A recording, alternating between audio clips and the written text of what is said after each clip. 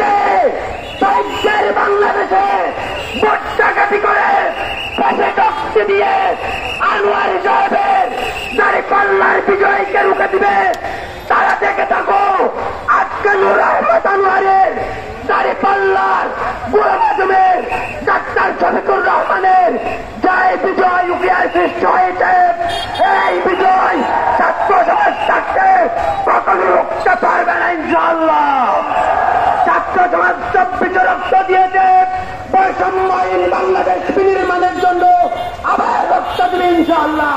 ইনকিলাব জিন্দাবাদ।